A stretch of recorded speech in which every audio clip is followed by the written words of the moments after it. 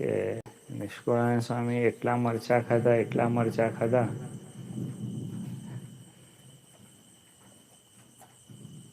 તો કે એવા મરચાં ખાધા ને તો કે બીજી વાર એનો સંકલ્પ જ ન થાય. તો મરચાં હતા તે બરોબર છે. દૂધપાકમાં એવું થાય? જલેબી લાડુમાં એવું થાય? આઈસ્ક્રીમમાં થાય?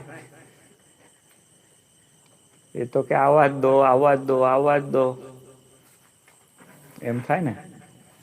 તેન તકતેના ભૂંજીતાનો અર્થ શું છે? કે એવું ભોગવો કે પછી એ ભોગવવાની ઈચ્છા જ ન રહે. ભોગવતા જ રહો, ભોગવતા જ રહો, ભોગવતા જ રહો એવો એનો અર્થ નથી. નહીં તો હૈયાની અંદર એવી કઈ શાંતિ થાય છે? કેટલા વખતથી જમો છો બધા? બરોબર ને?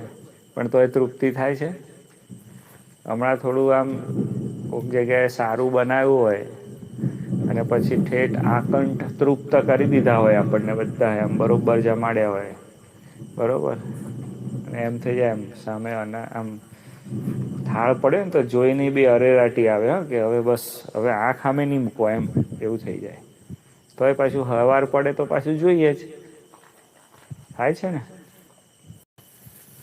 એમ સ્વામીજી ભોગ છે ને એમાં કઈ તૃપ્તિ નથી.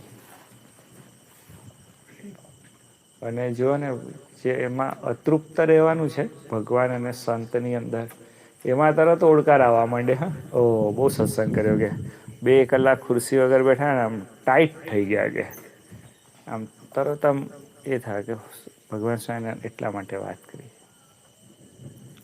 કે 10 ગાઉ ચાલ્યો આવતો હોય ખૂબ થાકી ગયો હોય ને એના પછી બેસવાના ઠેકાણા ન હોય, પણ જો ભગવત કથા વાર્તા તો કાંઈ શ્રમ કર્યો જ નથી એવું સમજીને જો કથા વાર્તા સાંભળે